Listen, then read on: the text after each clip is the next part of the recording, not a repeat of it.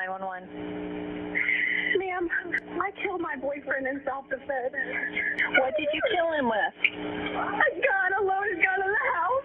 Can you tell me where the gun is right now? A gun is in the house. It was a tale of love at first sight, but what happened at the end will leave you wondering what the motives of her actions were, and why she sought so much pleasure in the tragedy of her lover.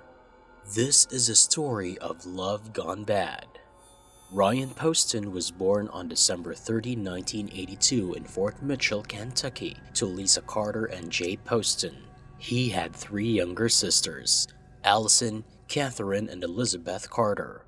He attended the International School Manila in Philippines and the International School of Geneva in Switzerland during high school. He later attended Indiana University, where he triple majored in history, geography, and political science, then went to law school at the Salmon P. Chase College of Law at Northern Kentucky University in Highland Heights. Poston was a promising American attorney who was working as an attorney in Cincinnati, Ohio, and 28 years of age when he had met his supposed lover. While his lover, Shayna Hubers, was born on April 8, 1991 in Lexington, Kentucky, United States, she was 19 years old when they had met. Hubers was a student at the University of Kentucky, Lexington. She was majoring in psychology. In 2011, Shayna Hubers and Ryan Poston met on Meta, formerly known as Facebook. Poston had stumbled on a beautiful profile picture of Hubers on his mobile phone while surfing the social site. He was intrigued by the beauty of Hubers, which prompted him to further check her profile. Poston was sure he wanted to be more than a friend to the person he had seen in the picture. He sent her a friend request. The duo began talking and things were going on smoothly with their conversation. During their talking stages, there were arguments, but that didn't put off the relationship as the duo were so attached to one another. The reality between the duo differed from what it appeared to the public. However, the two shared an on-again, off-again romance for 18 months, often arguing over trivial matters.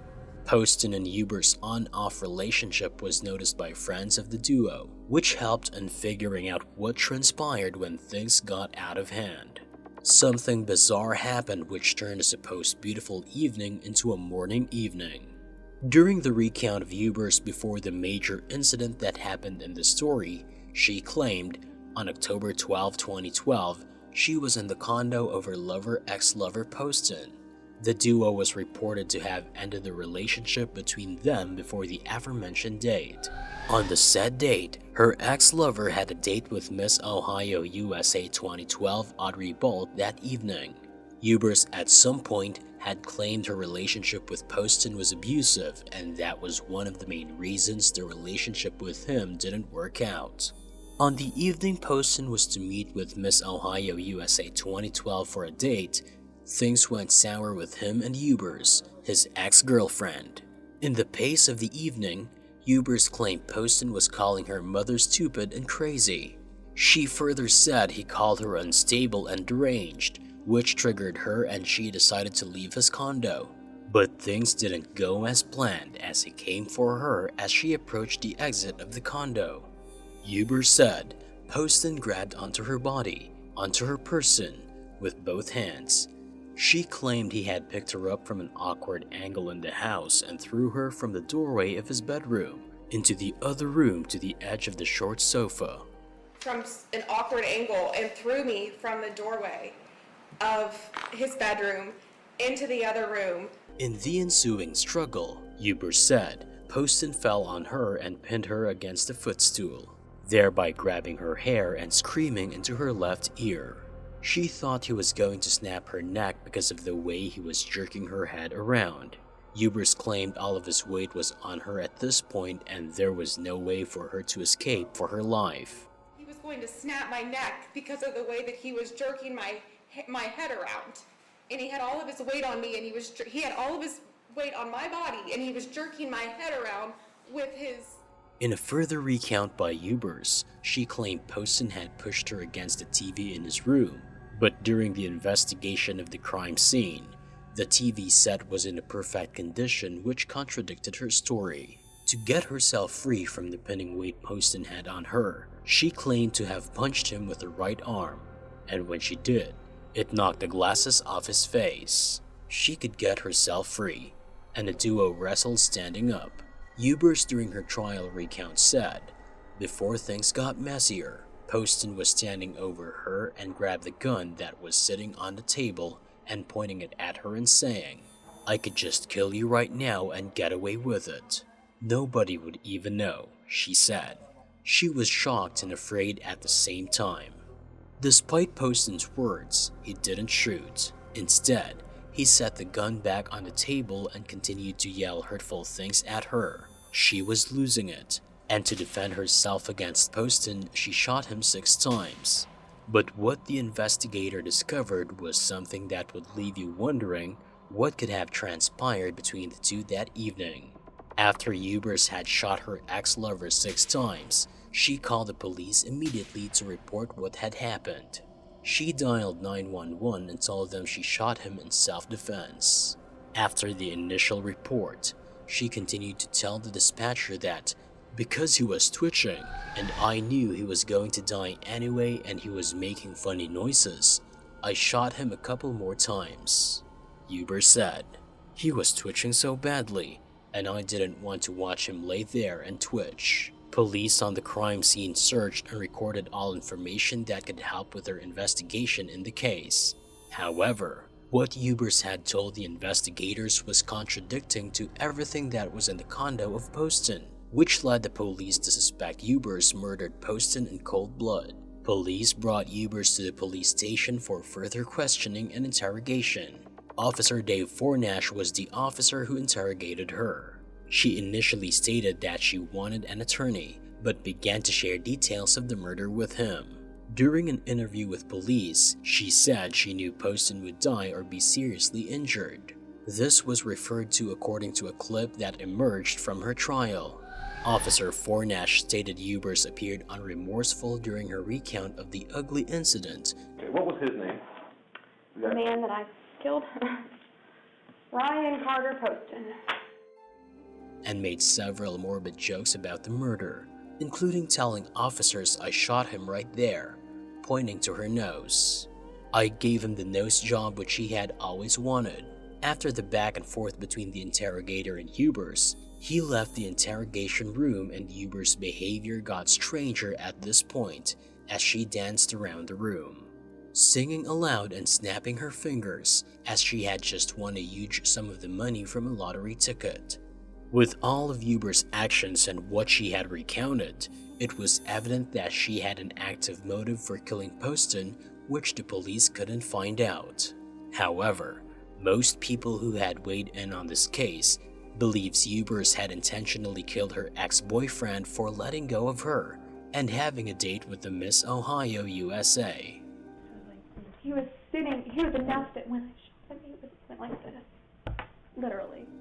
In April 2015, Hubers claimed Poston was violent toward her while the prosecution countered all she had to say with evidence that what she was saying was the opposite of what had happened. At some point, the prosecutor said that she was obsessed with the attorney. As the investigation revealed, she was sending about 50 to 100 texts per day sometimes to her ex-boyfriend.